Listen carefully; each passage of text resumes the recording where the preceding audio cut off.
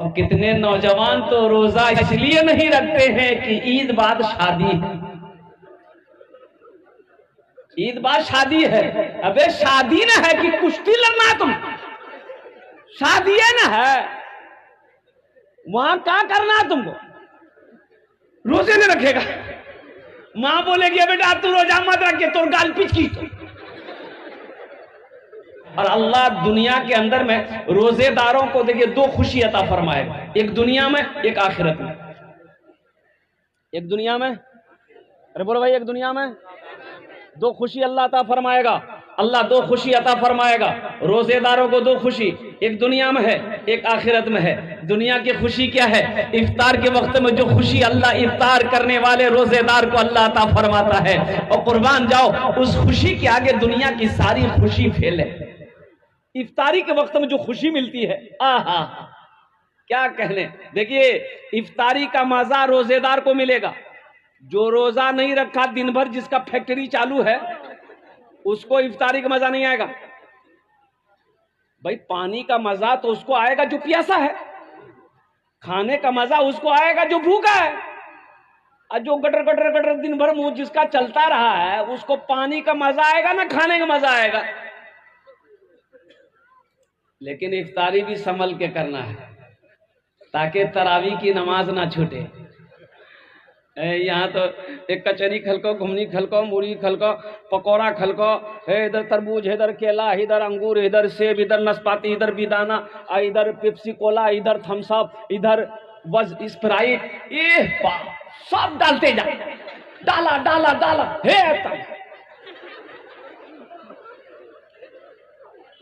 لنگی یہاں تک سمیٹا الٹ گیا۔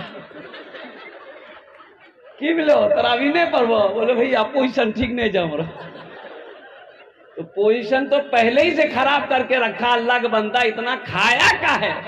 کہ کھانا بھاگا جا رہا تھا، بھئی کھانا بھاگا تو نہیں جا رہا تھا، تو آخر اتنا کھایا کیوں؟ الگ افطاری مختصر کھاتے، نماز مغرب کی نماز جماعت کے ساتھ نہیں چھوٹتی۔ مختصر اللہ کے رسول صلی اللہ علیہ وسلم کی افطاری کیا تھی؟ قربان جی یہ کھجور کھاتے تھے، پانی پیتے تھے، نماز کے لیے کھڑے ہو جاتے تھے۔ بہتر طریقہ یہی ہے کہ نماز با جماعت ادا ہو، نماز افطاری کے چکر میں نماز نہ چھوٹے۔ اچھا ایک روزے دار وہ بھی ہے، ایک روزے دار وہ بھی ہے روزہ نہیں رکھے گا، افطاری میں سب سے پہلے وہی بیٹھے گا۔ تو روزہ تو نہیں چھوٹے، افطاری کا نہیں کھے جاؤ، بولے کہ ہمیں کافر بھاگ لیں گے، ہم کافر ہو گئے، ہم افطاری بھی نہ کریں۔ نہیں تو پکا مسلمان کھا کھا۔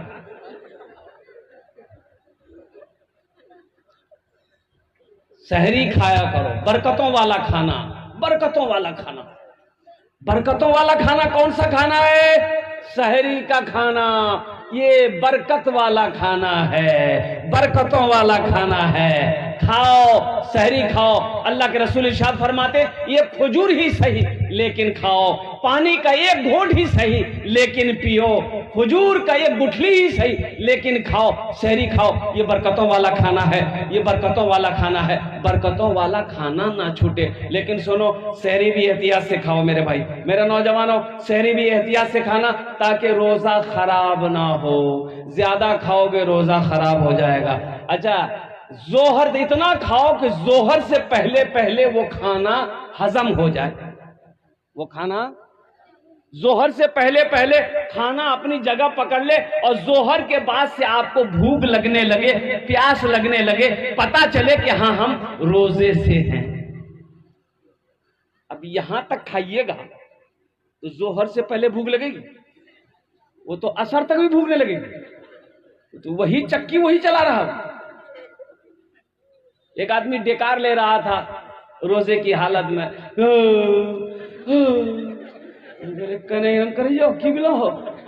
ارے سحری کم کھاؤ، کہا ایسا کر رہا؟ بولا حضرت ہم مختصر سحری کھاتے ہیں۔ کہ مختصر کھایا تو ایسا کہا کر رہا؟ کیا کھایا؟ بولا حضرت 6 کو پھاڑا تھا 1 کلو دودھ۔ یہ مختصر چھتے زیادہ کی ہوتے ہو۔ نوجوانوں پابندی کے ساتھ 30 روزے رکھنا، انشاءاللہ رکھیں گے میرے بھائی۔ کتنے لوگ تیار ہیں انشاءاللہ ہاتھوں کو اٹھاؤ. اچھا زیادہ تر ہمارے نوجوان روزے کو چھوڑتے ہیں. ہمارے نوجوان زیادہ تر روزے کو چھوڑتے ہیں. یہ عادت صحیح نہیں ہے میرے بچوں. اچھا کچھ نوجوان یہ کہتے ہیں کہ نہیں روزہ رکھیں گے تو ہم کمزور ہو جائیں گے, روزہ رکھیں گے جو باڈی بنا رہے ہیں یہ باڈی میں کیا کہتے ہیں فرق پڑ جائے گا.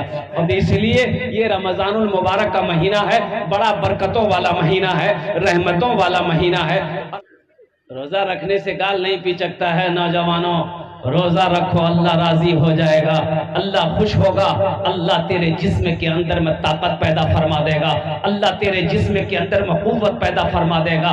اللہ قرآن میں کہتا ہے یا ایھا الذین آمنوا کتب علیکم الصیام کما کتب علی الذین من قبلکم لعلکم تتقون. اے ایمان والو, اللہ خطاب کر رہا ہے, یا ایھا الناس نہیں کہا.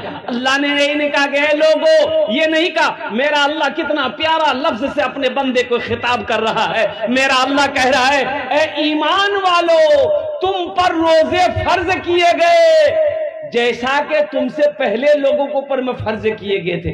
کیوں فرض کیے مولا, روزہ کیوں فرض کیے؟ تو اللہ آگے کہہ رہا ہے لعلکم تتقون, تاکہ تمہارے اندر تقوی پیدا ہو جائے, تاکہ تم پرہیزگار بن جاؤ, تاکہ تم متقی بن جاؤ, تاکہ تمہارے گناہ کو اللہ تعالیٰ دھو دے. حکمت نہ ہے, حکمت ہے. ایک مہینہ سنو, ایک ڈاکٹر ہے یہودی کرسچن کا ڈاکٹر ہے, ڈاکٹر لینسن, بہت بڑا ماہر ڈاکٹر ہے. پوری دنیا کے اندر میں اگر 100 ڈاکٹر ہے تو اس میں سے اس کا نمبر 2 نمبر پر آئے گا, اس کا نام دوسرے نمبر پہ آئے گا, ڈاکٹر لینسن کا. قربان جاؤ, اتنا بڑا ڈاکٹر ہے. انہوں نے خود لکھا ہے کہ مسلمانوں کا جو رمضان کا مہینہ آتا ہے, جو روزہ ہے, وہ حکمت سے خالی نہیں ہے. جو مسلمان پابندی کے ساتھ سال میں 30 دن روزہ رکھے گا وہ کبھی بیمار نہیں ہوگا, وہ کبھی بیمار نہیں ہوگا. لیکن افسوس کا مقام ہے کہ یہ مبارک مہینہ ہم تک پہنچتا ہے, ہم لوگ اس کا اکرام نہیں کر پاتے ہیں, ہم لوگ اس کا احترام نہیں کر پاتے ہیں, ہم لوگ پابندی کے ساتھ روزہ نہیں رکھ پاتے ہیں. اس لیے میرے بچوں, نوجوانوں, اللہ نے اگر وقت دیا ہے, الحمدللہ صحت سے ہو, تندرست ہو, تو الحمدللہ روزہ رکھو. ہاں جو سخت بیمار ہے, جس کی دوائی چل رہی ہے, ڈاکٹروں نے کہہ دیا کہ اگر آپ دوا بند کرتے ہیں تو خطرہ ہے جان کو, تو اس کے لیے روزہ وہ قضا کرے, جب صحت ہو جائے گی تب وہ روزہ رکھے. لیکن تھوڑی موڑی بیماری کے لیے, کھانسی ہے, ہلکی سی کھانسی ہے, ہلکی سی سردی ہے, ہلکا سا فیور ہے, یہ بیماری کا بہانہ بنا کر روزہ کو چھوڑ دینا, روزہ کو قضا کر دینا, یہ گناہ ہے, یہ گناہ ہے, یہ گناہ ہے, یہ گناہ ہے. قربان جاؤ. ایک آدمی نے کہا کہ حضرت جنت میں تو جائیں گے ہی جائیں گے, کہ ہمارا بیڑی پیے گا بڑا عادت ہے حضرت, جنت میں بیڑی ملتے. ہاں جنت میں تو بیڑی ملتے, لیکن جلے وہ کہاں, تو جہنم جب لگتا. بولا باپ بڑا جھمیلا ہے وہ. اللہ جنت کے اندر میں داخل کرے گا, اللہ انعام دے گا. نوجوانوں, اور ایک پیغام نوجوانوں کے حوالے سے ہے کہ میرے بچوں, میرے نوجوانوں, اپنی نگاہوں کو نیچی رکھو. یہ جو موبائل ہے, یہ موبائل الحمدللہ ثم الحمدللہ بڑا کام کا چیز ہے. اگر اس کو صحیح استعمال کرو تو یہ بڑا کام کا چیز ہے. اگر اس کا غلط استعمال کرو گے تو گناہوں سے خالی نہیں ہے.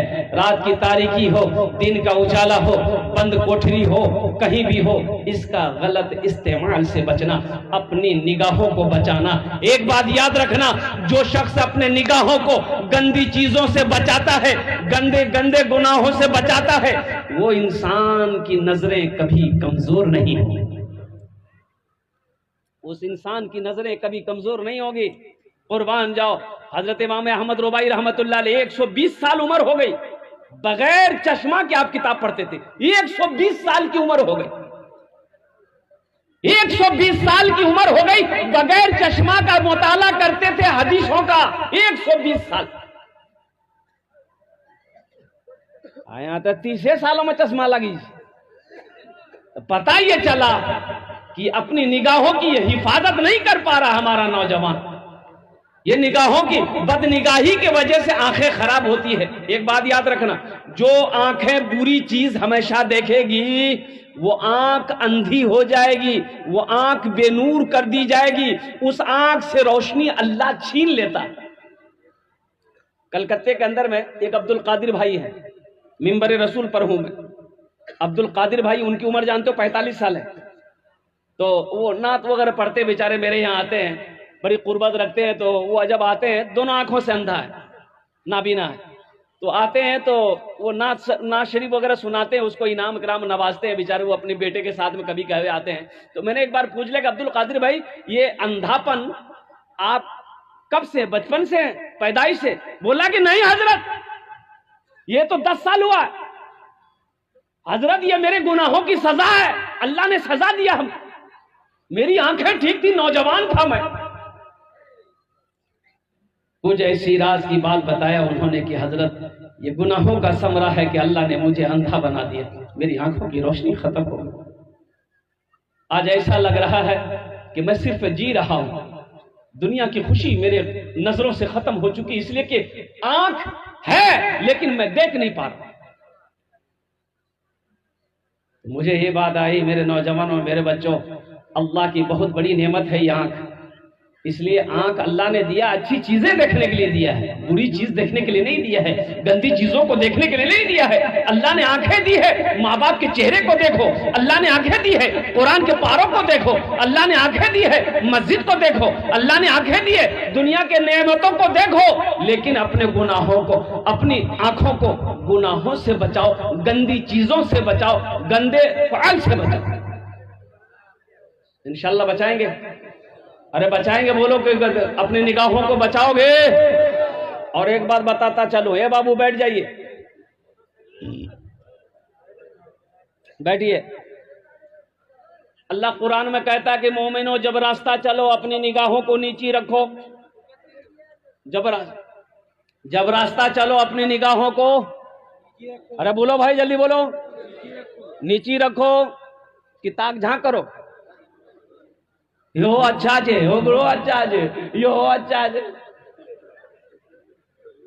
تاک جھانک مت کرو، اللہ نے منع کیا. اپنی نگاہوں کو نیچی رکھو. عورتوں کو بھی حکم دیا پردے کا اہتمام کرو، مردوں کو حکم دیا اللہ اے مومنو، اے مسلمانوں، اے مومنو، جب تم راستے میں چلو اپنی نگاہوں کو نیچی رکھو. پہلی نظر معاف ہے، پہلی نظر.